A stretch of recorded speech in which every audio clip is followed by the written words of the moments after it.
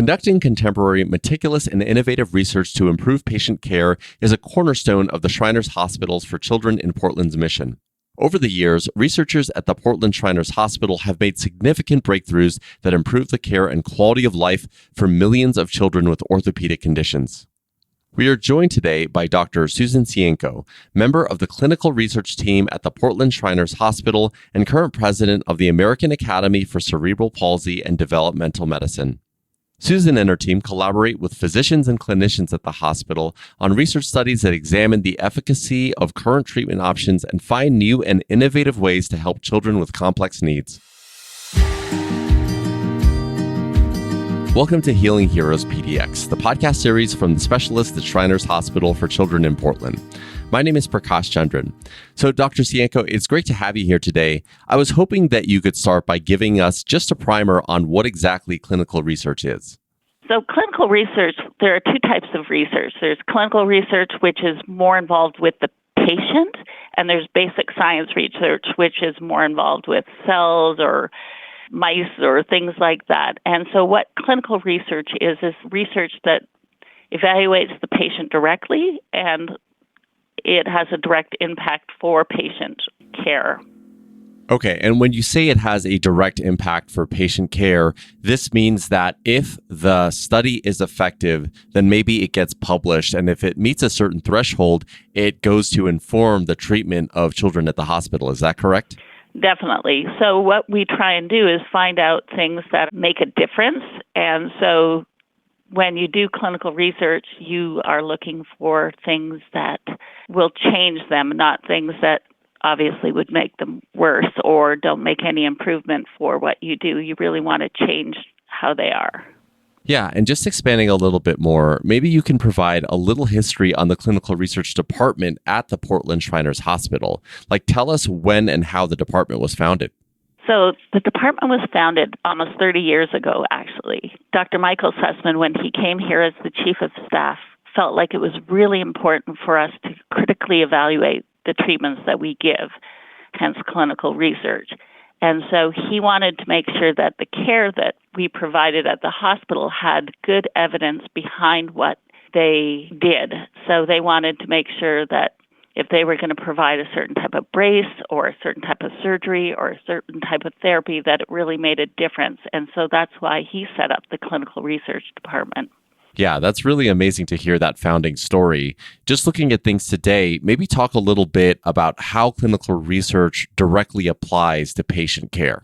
When we look at a different treatment, if we're looking at a therapy treatment, what we want to do is we evaluate the children before we give the treatment, then we provide the treatment to the child, and then we assess them again so that we can really see that we make a difference in things that are important to them. So often we have them choose goals as well as doing some standardized tests so that we really know in comparison to other children how much we've changed them. Yeah, it really does sound like this is the most objective way to do things.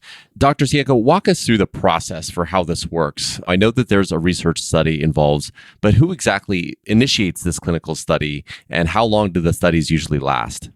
The research studies come from questions that any of the clinicians have, whether it be a surgeon or a therapist and that. And we all sit down as a team and we say what's important when we're looking at this research question. And then we develop what kind of patients we want to see, what are the things that are most important, and then we figure out how we're going to assess them. I mean, sometimes if it's before a surgery and after a surgery, it might be that we see them at the beginning and then we see them 1 year later and we see them 2 years later. If it's a quicker study looking at how effective braces are, it might be we see them every 3 months. It varies depending on what the treatment is or what the outcome is.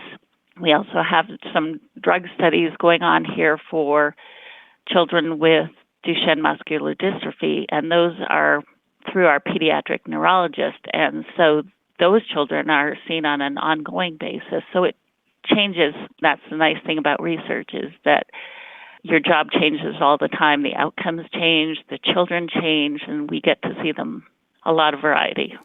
And then how do you know when a study is concluded? And when is it at the point where the research is used to inform future treatment plans?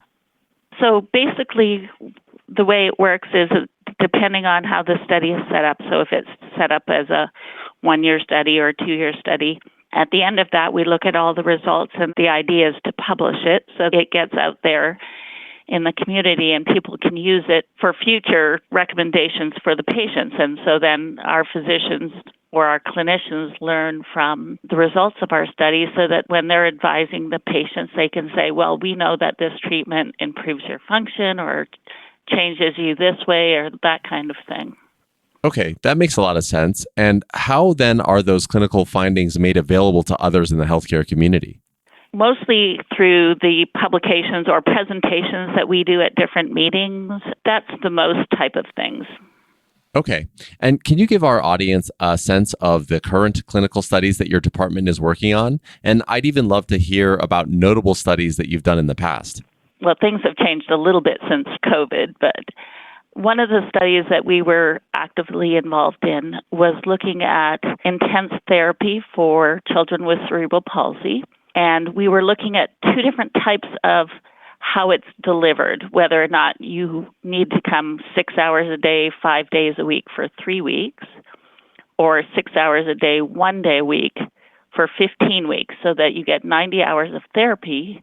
And then we can see whether or not you have to come all together, or you could just come once a week for that kind of intense training and get the same results. So kids got randomized into one of the 2 groups, and we have been evaluating them to see which option is the best, or maybe they're the same. So that's where we are. So we have studies like that. We have studies looking at different bracing effects right now. So which study is given us best results? I think that we've had a lot of different things over the time. We've looked at efficacy of orthopedic surgery versus what's called a rhizotomy, which is a neurosurgical procedure for kids with cerebral palsy. And what we found is that they both improve the function. And I think that's really what's the most important thing about research, is really finding out what improves things for children, and especially the children we treat, because we want to make their lives better. So by really critically evaluating what we do, then we can provide the best care for them. Yeah, I love that. And, they always say that you cannot manage what you do not measure. So this research is especially important because it's helping improve the quality of life for all of these children with these unique medical conditions, wouldn't you say? Definitely. So what we try and do is find out things that make a difference.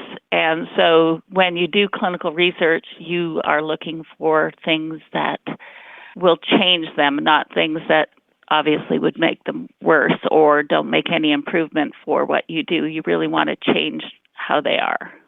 So just before we close here, I was wondering if you could share any future plans that you had for the department. Certainly. The department is actually expanding based on what research the physicians and the system as a whole are interested in.